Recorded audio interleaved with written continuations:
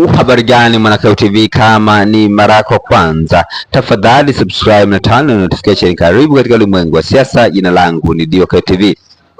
Makamu mwenyekiti wa Chama cha Demokrasia na Maendeleo Chadema Taifa, Mheshimiwa John Heche ametoa kauli nzito siku ya hapo jana tarehe 26 Aprili mwaka 2026 akidai kuwa ukombozi wa kweli wa maisha ya vijana nchini, ikiwemo uwezo wa kumiliki nyumba, magari na kupata huduma bora za afya, unapatikana ndani ya Chama cha Demokrasia na Maendeleo Chadema.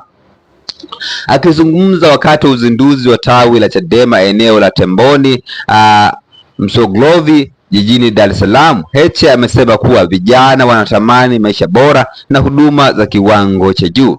Na nukuu, nyumba na magari ambayo vijana wanatamani kuishi na kuendesha yapo ndani ya Chadema. Hata matibabu bora kama yale wanayopata watoto wa Makonda yanapatikana hapa, kwani hicho ndicho chama cha vijana na ndio ukombozi wenu, alisema Heche akiwa njiani kuelekea kwenye mkutano mkuu wa jimbo la Kibamba.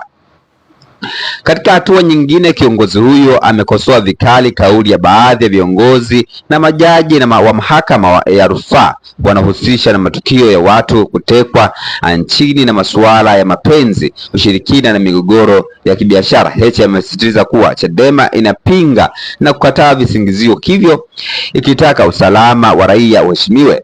Aidha, Heche ameeleza kuwa wingi wa wananchi waliojitokeza eneo hilo bila kuwepo na matangazo rasmi, bali kuona tu bendera ya Chadema ni uthibitisho wa mapenzi ya dhati walionayo wananchi kwa chama hicho na kiu ya mabadiliko. Mwisho wa kunukuu maneno ambayo John Heche alizungumza siku ya hapo jana. Una maoni gani kama Mwanakeo TV? Tafadhali shusha maoni yako katika sehemu ya comment section hapo, ili nijue una mtazamo gani kwa hichi ambacho amezungumza makamu mwenyekiti wa Chama cha Demokrasia na Maendeleo Chadema John Heche. Katika eneo la maoni hapo, wa kwanza anaitwa Shada anasema hii nchi ishajipata, ni suala la muda tu. Lakini Rehema anasema Polepole ni mtu wa CCM, yeye wa Chadema inamhusu nini? Una uhakika gani kama Polepole ametekwa au ni kwamba alichezwa na wamechezwa na kumficha? Mtu kama huyu anaingia King Polepole alitekwa wakati hakuna ushahidi kama alishawahi kurudi Tanzania. Mtu kama huyu ndio wa kumpa nchi anaingia King hivi?